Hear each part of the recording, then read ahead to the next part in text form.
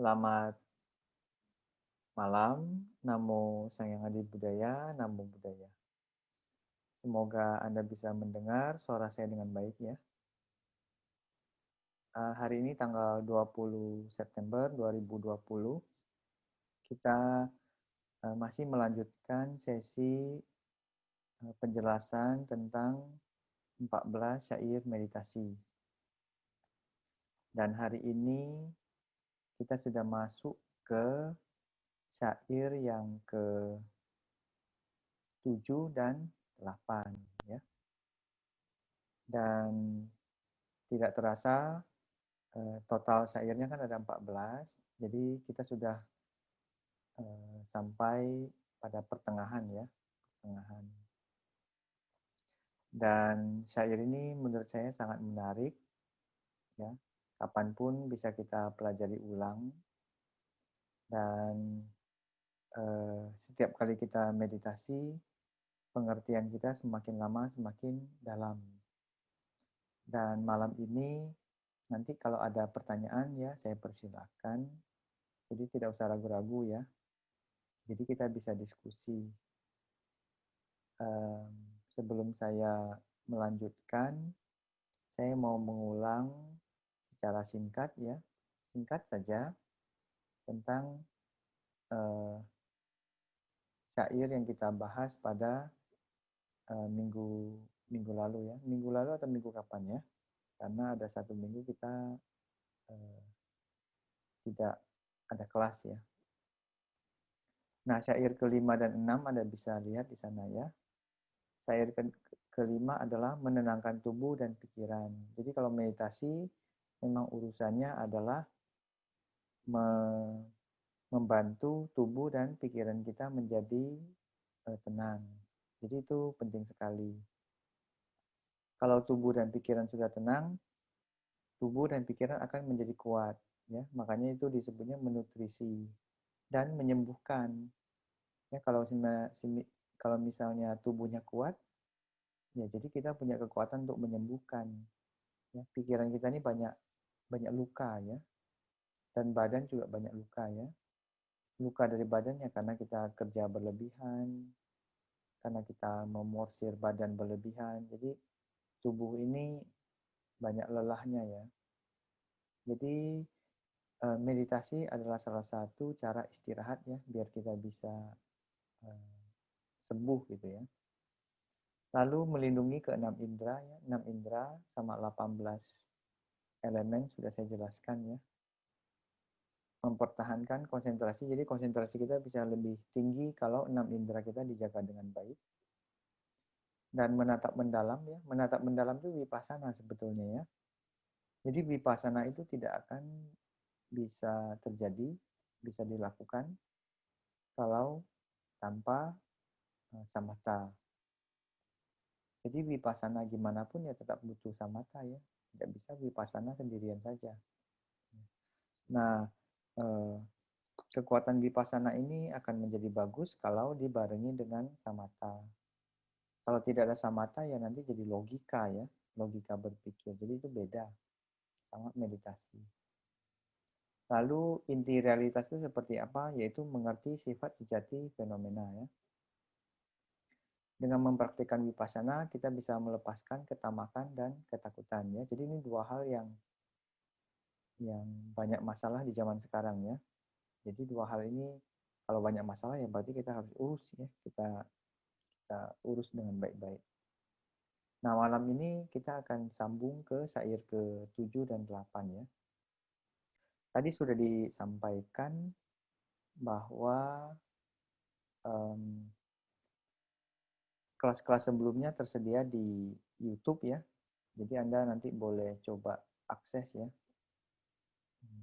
Nonton ulang biar Anda bisa tahu apa yang dijelaskan pada sesi sebelumnya. Dan malam ini kita akan coba lihat baik-baik ya, syair ke-7 ya dan 8. Kalau syair ke-7 ini berada dalam momen kini dengan damai. Nah, momen kini ini sangat penting. Kenapa kita pakai napas? Karena setiap napas itu momen kini, ya, present moment. Kita terlalu banyak di momen masa lalu sama momen masa depan. Ya, jadi kita harus memperbanyak porsi momen kini. Itu yang disebut oleh Thai, ya, Bante Thich Nhat Hanh, bahwa kita harus lebih memperbanyak momen kekinian. Karena itu momen yang paling kurang.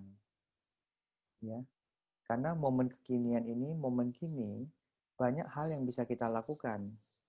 Masa lalu itu sudah lewat, nggak bisa kita apa-apakan lagi. Ya. Mau dirubah juga tidak bisa. Masa depan juga tidak bisa kita apa-apakan, karena dia belum datang. Ya, kita hanya bisa bikin rencana di saat ini, ya, agar saat ini menjadi sesuatu yang bagus dan indah. Ketika dia lewat, dia menjadi momen masa lalu yang indah.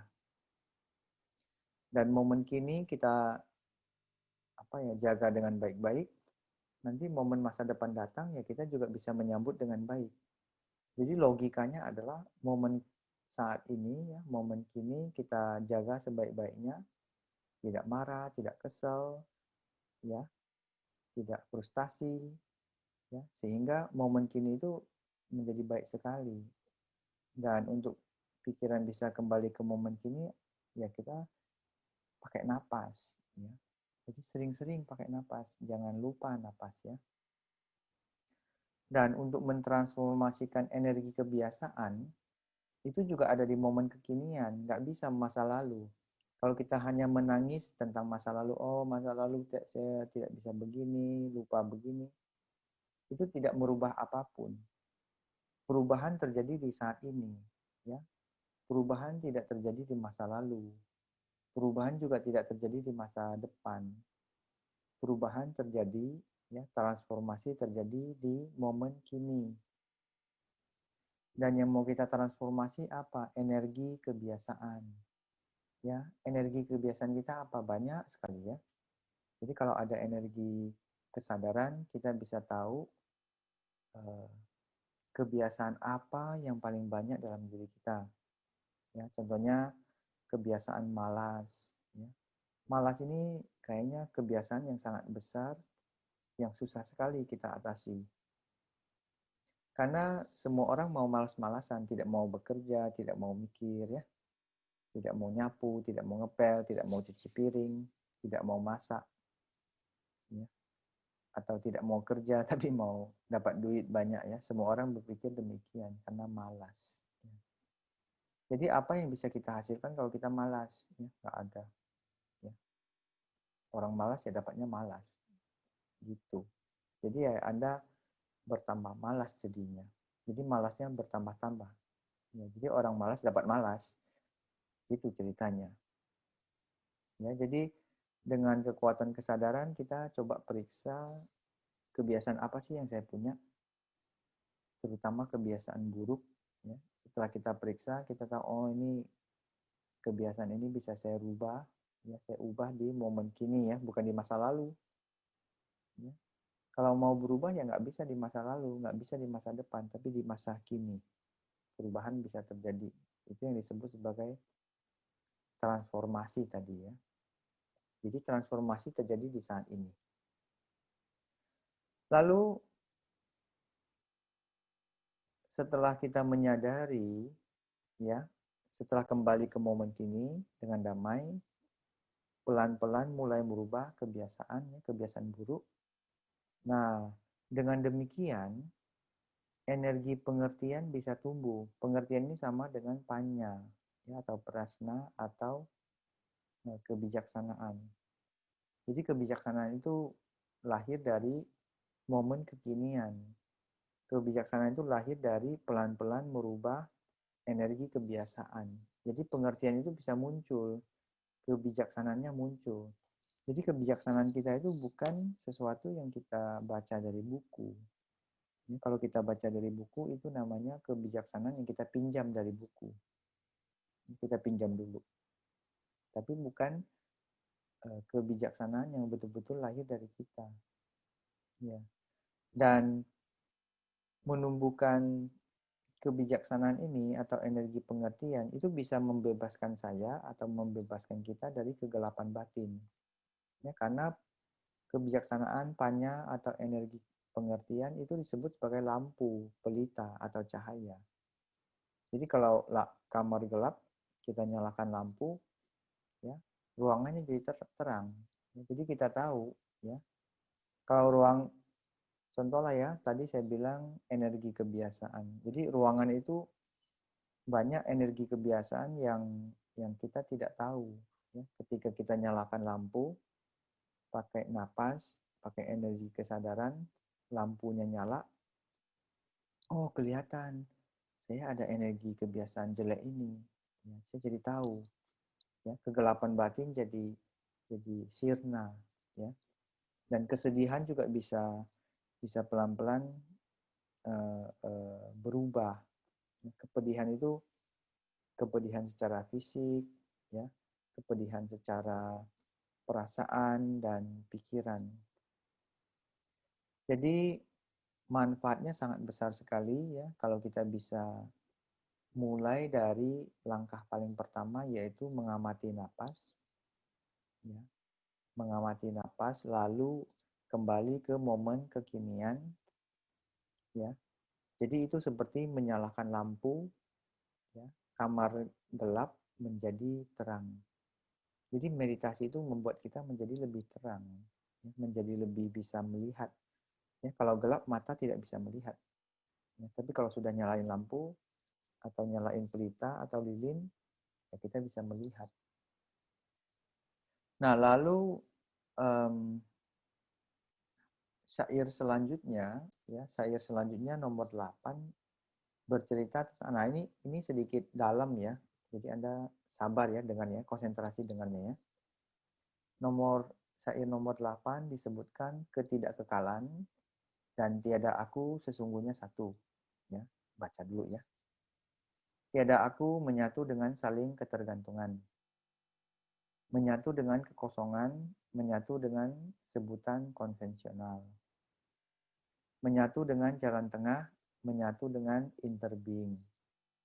Ya, interbeing itu sama dengan saling ketergantungan ya. Interbeing It's itu 20 hours. interbeing artinya saling terkait ya, saling menjadikan. Nah, nomor 8 ini barangkali Anda baca Anda bingung ya.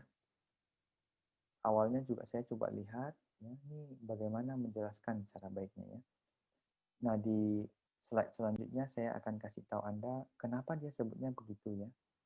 Karena kalau kita baca begitu, tidak ada meditasi, tidak mengerti ya, kita tidak akan tahu sama sekali ya, kenapa demikian. Nah, dalam meditasi, itu kita ingin mencari tahu segala sesuatu itu apa sih hubungannya, ya, apa kaitannya satu sama yang lain ya, karena ajaran Buddha sangat penting untuk mengerti sepenuhnya. Apakah satu elemen ini punya kaitan sama elemen lain? Karena pikiran kita sering menyimpulkan bahwa antara A sama B itu tidak ada kaitan. Kalau menurut Buddha, segala sesuatu itu selalu berkaitan. Segala sesuatu selalu ada saling kait mengait, tidak bisa dia berdiri sendiri ya. Nah, contohnya kita mulai dari, jadi judulnya adalah satu sama dengan semua, ya, semua sama dengan satu. Kalau dalam matematika mungkin ini langsung salah. Ya, kalau matematika mungkin satu sama dengan satu, ya, betul ya? Atau satu sama dengan 2 kurang 1, betul? Atau satu sama dengan 3 kurang 2, ya. Atau satu sama dengan 0 tambah 1, ya 1 kan. Nah, kalau filsafat agama Buddha, satu bisa semua, semua bisa satu. Ya, kalau dalam rumus matematika ya salah. Tapi kalau dalam rumus agama Buddha ya benar. Ya, satu karena semua. Satu mengandung semua, semua mengandung satu. Nanti saya jelaskan ya, atau Anda nanti boleh tanya lebih dalam ya. Tidak kekal atau kita ketahui sebagai anicca ya. Jadi segala sesuatu di dunia ini tidak ada yang kekal. Ya, apapun itu, batu ya, meja, usia, makanan, ya, baju, apapun tidak ada yang kekal ya. Nah, kenapa disebut bersatu atau sama dengan tiada aku? anatta. Anatta ini, tiada aku ini sebetulnya bukan aku yang tiada ya. Aku itu hanya dipakai untuk menyebut bahwa aku ini terdiri dari berbagai elemen. Ya. Dan semua elemen ini karena ada anicca, makanya dia bisa bersatu menjadi aku. Ada unsur air, unsur panas, unsur padat, unsur pikiran, unsur persepsi, unsur perasaan, campur-campur semua, maka jadi aku kan? Ya, jadi aku ini adalah campuran dari segala sesuatu ya. Aku itu kan satu. Semuanya apa? Semuanya adalah air, panas, padat, gas, persepsi, perasaan, mata, telinga. Ya, jadi di dalam satu aku ini ternyata ada semua ya, ada macam-macam kan. Jadi karena ada tidak kekal, maka dia bisa bersatu menjadi aku. Ya, lihat ya, ada hubungannya ya. Lalu karena ada tidak kekal, maka aku juga bisa hancur, bisa lepas, bisa menjadi tiada aku lagi, ya. Maksudnya ya karena ada tidak kekal, maka anatta, tiada aku ini terjadi dengan jelas, ya. Bisa terjadi dengan jelas.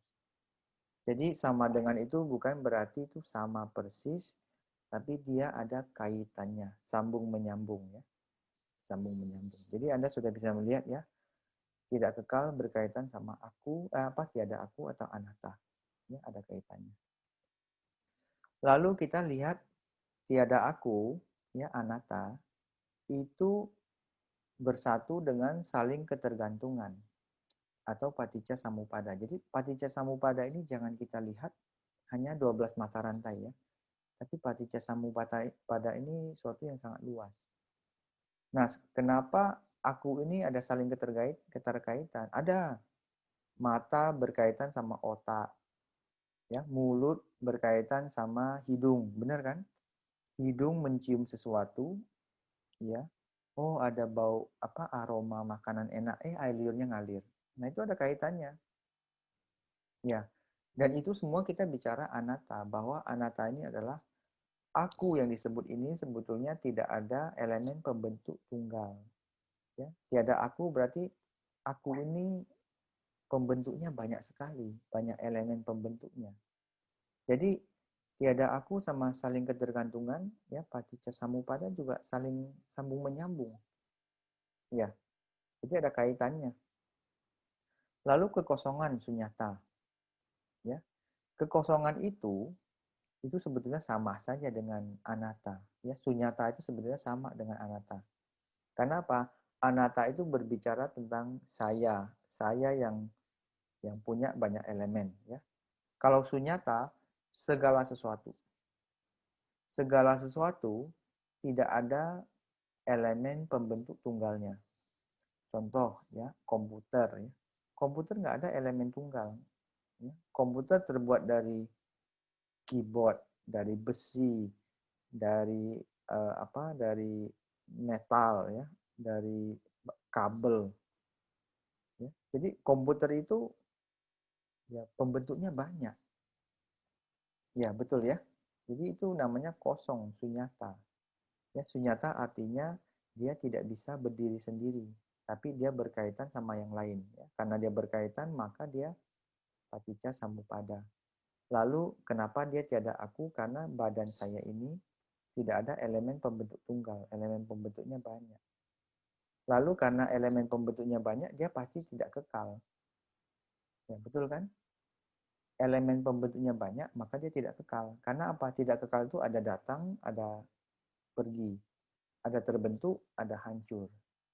Ya, makanya itu disebut tidak kekal, berubah. Lalu kenapa kekosongan atau sunyata disebut sebagai sebutan konvensional atau samuti saca ya? Sebutan konvensional itu adalah kesepakatan yang kita buat. Ya. Contohnya,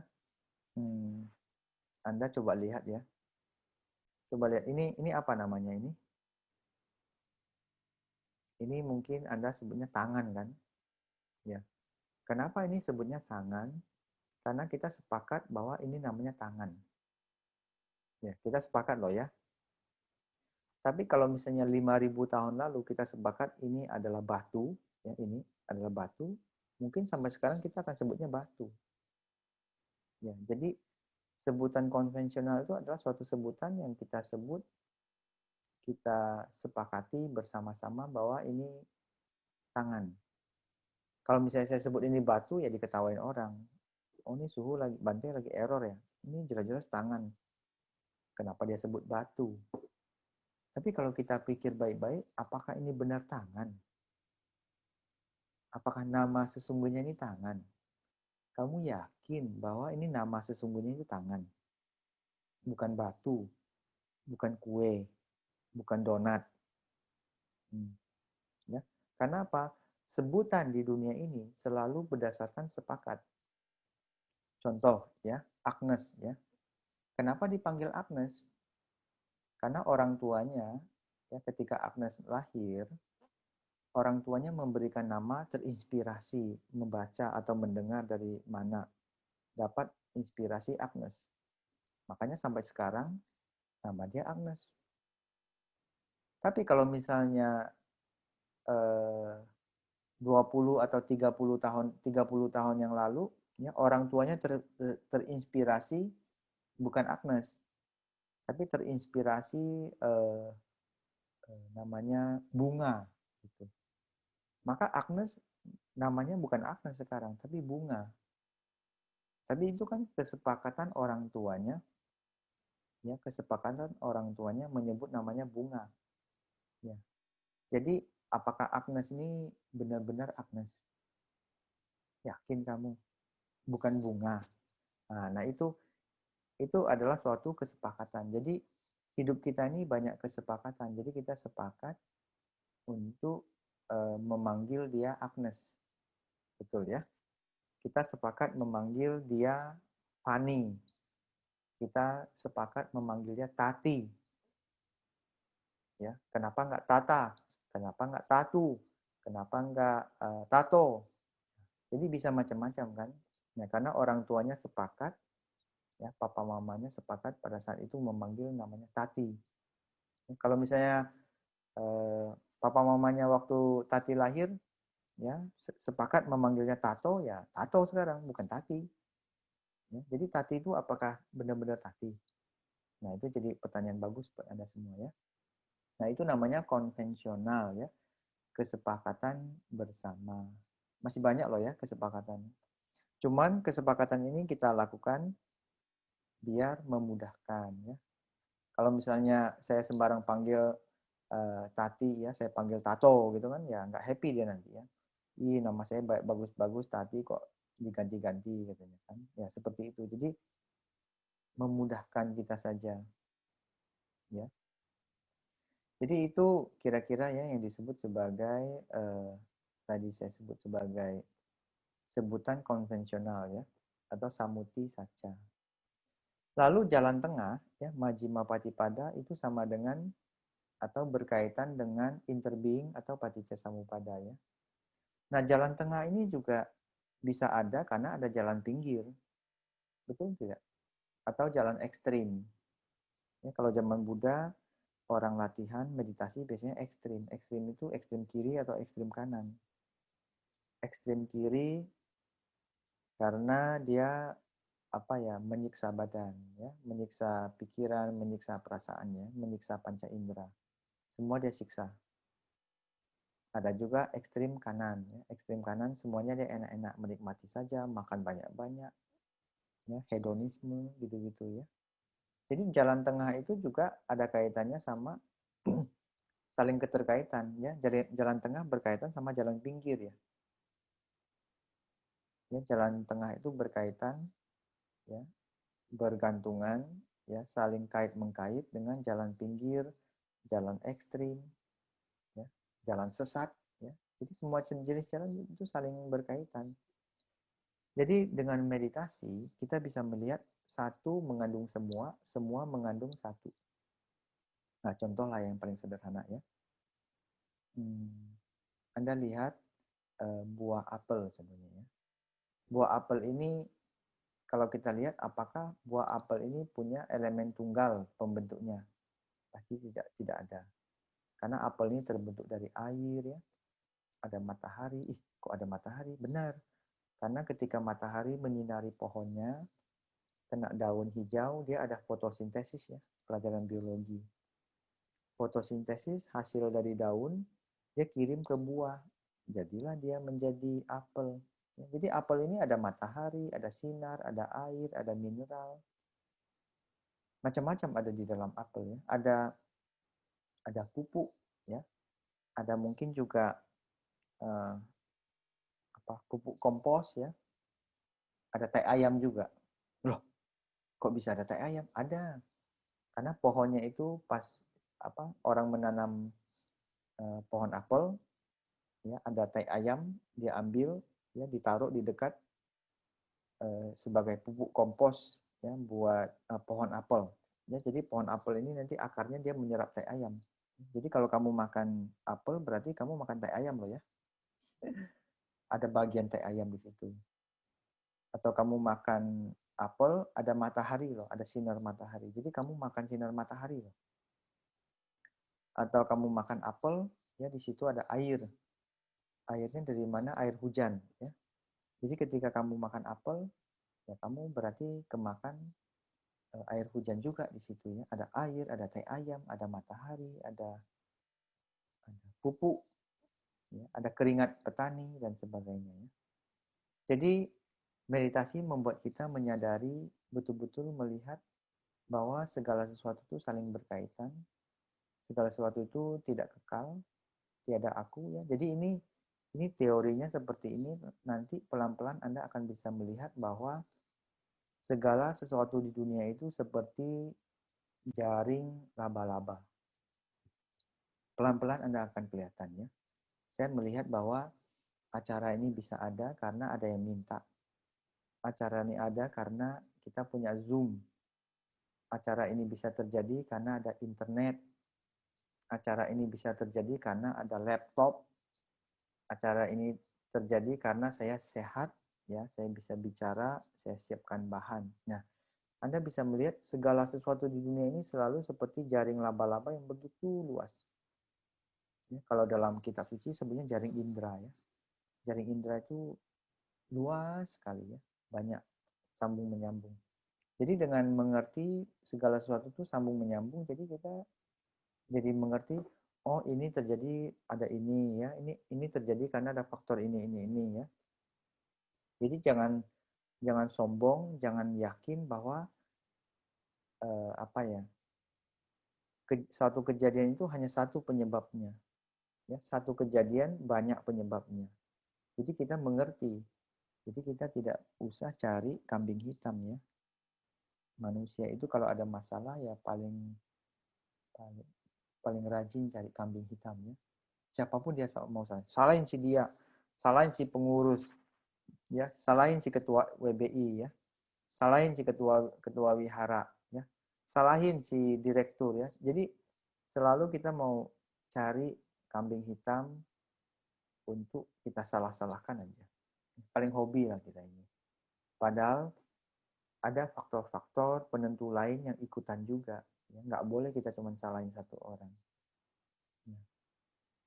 Jadi kira-kira demikian beberapa penjelasan singkat ya tentang syair ke-7 dan 8 ya. Jadi kalau Anda ada pertanyaan, ini ada 15 menit, kita bisa tanya jawab atau diskusi lah ya, atau Anda mau sharing juga boleh ya. Jadi tidak melulu saya yang bicara. Kalau Anda ada sesuatu yang menarik mau di-sharing atau mau ditanyakan, saya pikir boleh ya. Jadi terima kasih atas perhatian Anda ya. Namo Sang Adi Budaya, Namo Buddhaya.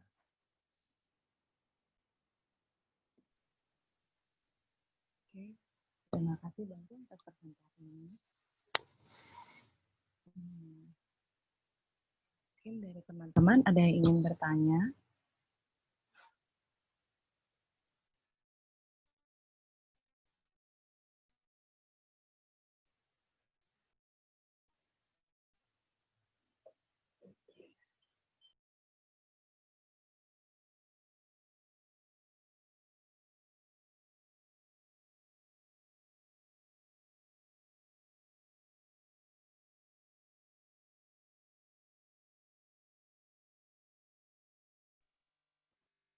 Kalau tidak bertanya ya gantian saya yang bertanya nanti ya.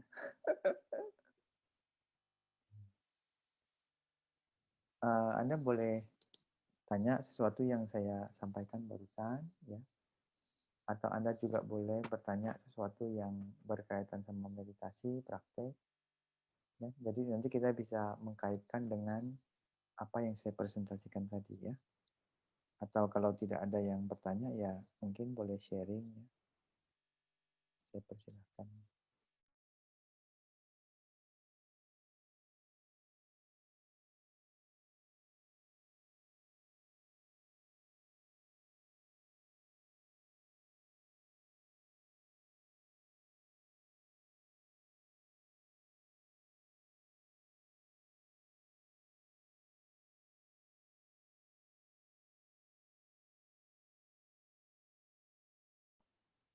Kalau nggak ada saya tunjuk aja nanti ya. Atau Agnes minta. Agnes saja yang tunjuk.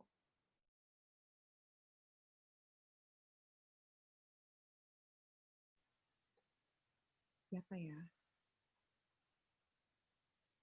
Ayo teman-teman, sebelum ditunjuk, siapa yang mau sharing? Sharing duluan deh. Ada? Oh, nggak ada, mungkin saya mau minta siapa ya? Chef ini deh. Saya jarang dengar suaranya. Chef ini, apakah Anda di sana?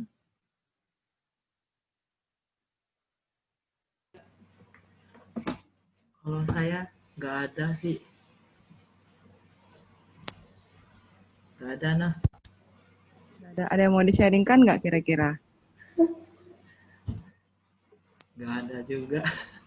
Nggak ada juga. Kosong semua dia, sunyata. Ya, sudah kosong Bante. Baik, baik. Oke. Siapa ya? Mungkin Ini Eli yang ada jauh. sesuatu. Eli ada sesuatu barangkali. Ayo, Shelly.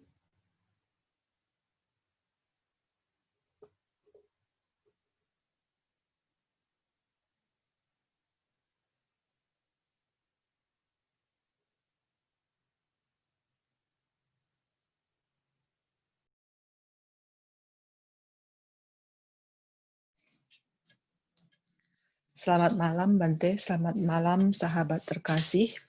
Semoga suara saya tidak ada gangguan lain karena tadi agak susah ada suara anjing tetangga ya.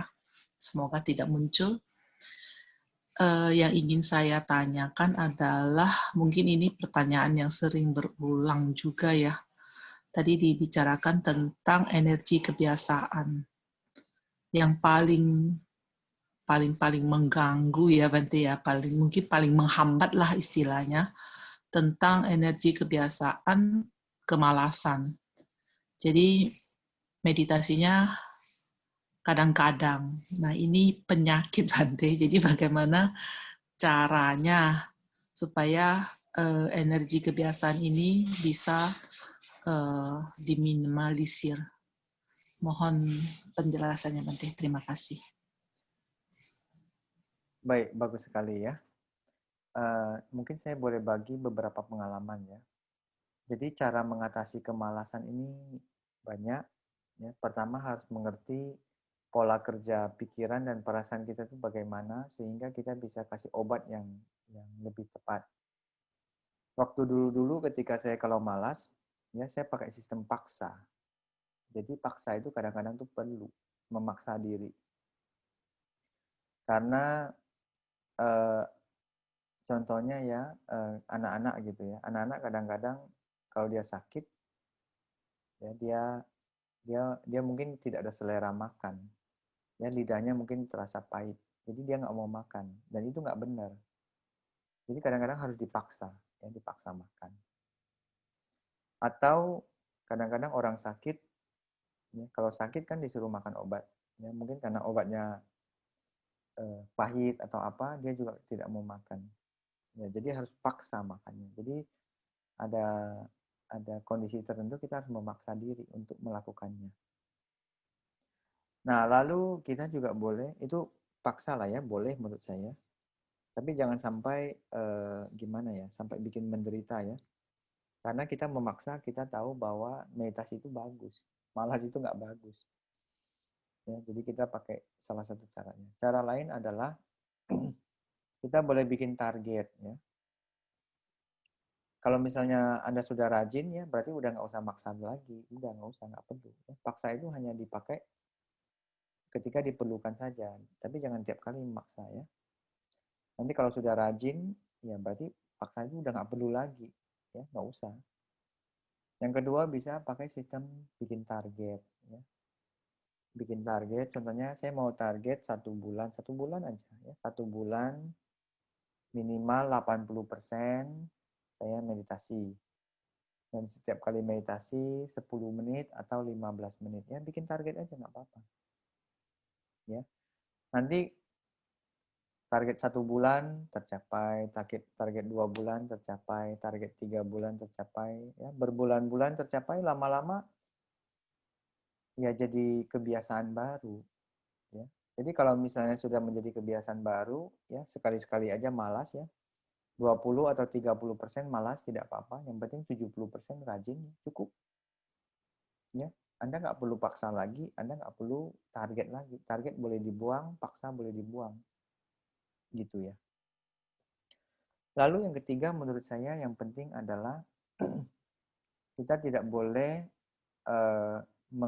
menghilangkan malas secara total. Ya. Karena apa? Kalau malas hilang secara total, ya berarti rajin juga hilang total. Karena rajin sama malas itu satu paket, berbarengan, saling bergantungan. Ya. Jadi, dengan semangat bahwa kalau rajinnya sudah lebih banyak, 70% gitu, udah bagus. 30% malas nggak apa-apa.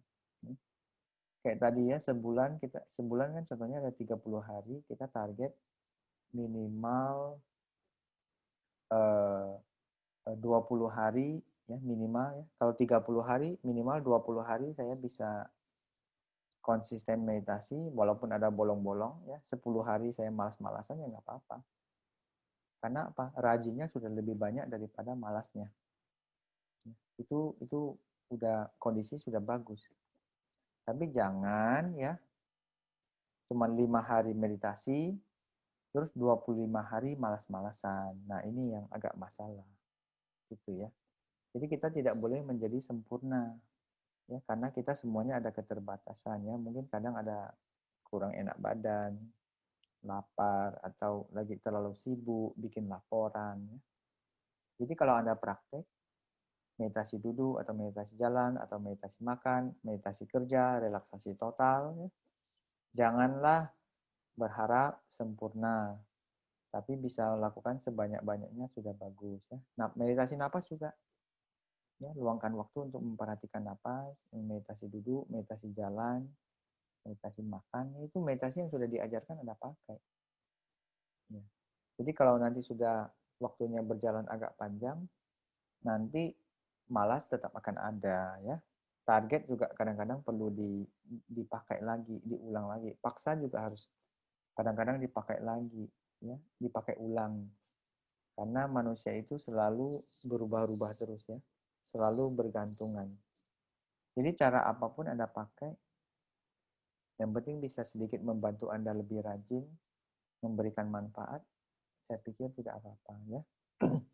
Dan yang paling penting nanti kalau misalnya sudah cukup konsisten, sudah rajin ya kita lebih natural, lebih alami melakukan meditasi tanpa harus dipaksa, tanpa harus disindir, tanpa harus pasang target. Nggak usah, itu sudah nggak usah lagi. Ya. Jadi ya semoga Anda bisa ya melakukan seperti itu. Jadi malasnya berkurang ya. Jangan habiskan marah ya. Malas ya. Malas itu tidak boleh dibuang semua. Masih perlu kita itu malas itu. Malas itu perlu lah ya, jangan dibuang semua ya. Jangan. Jadi semoga semangat ya untuk meditasi, untuk terus berlatih, belajar dharma, baca buku dan sebagainya ya. Kira-kira demikian ya pengalaman saya.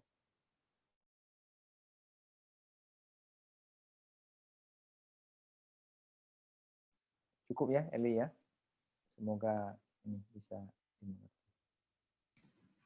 Cukup Bante, terima kasih.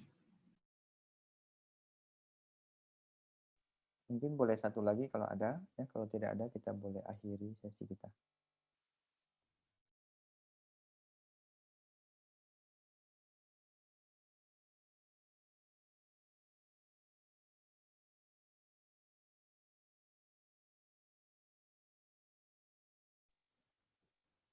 Ya udah, Agnes, kita boleh selesaikan ya.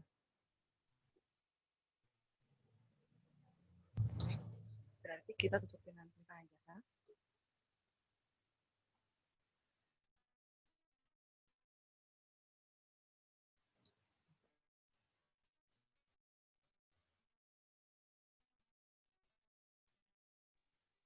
Agnes yang membacakan, kemudian kita masing-masing dari sana mengikuti ya, tetap di mute ya, silakan beranjali. Pelimpahan jasa. Sehari telah berlalu, kehidupan juga berkurang. Bagai ikan kekurangan air, apakah ada kebahagiaan? Wahai komunitas, berupayalah sekarang juga, seperti memadam api di kepala. Renungkanlah ketidakkekalan, tetap terjaga dan jangan lengah.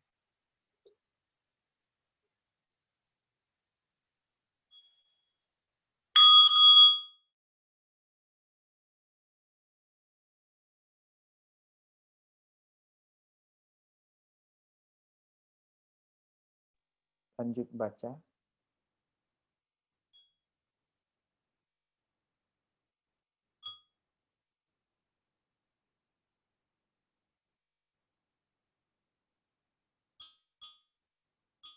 Gangguan berujung.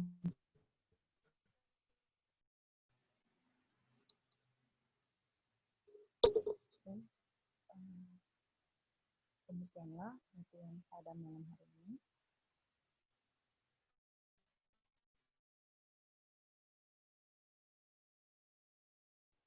Lanjut baca ya.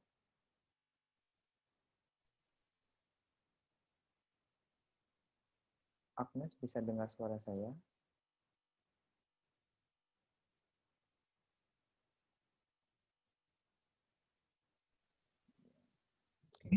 Makhluk tiada batas, aku bertekad membebaskannya. Gangguan batin tiada ujung, aku bertekad memutuskannya. Pintu Dharma tak terukur, aku bertekad mempelajarinya. Buddha Dharma tak tertandingi, aku bertekad merealisasikannya.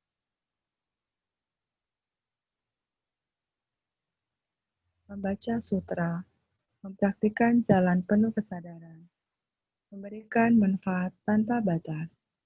Kami bersedia untuk berbagi hasil kemajuan praktik kepada semua makhluk. Kami bersedia untuk mempersembahkan penghormatan kepada orang tua, para guru, sahabat, serta makhluk-makhluk yang tak terhitung jumlahnya, yang telah memberikan bimbingan dan dukungan di sepanjang jalan. Sadhu, sadhu, sadhu.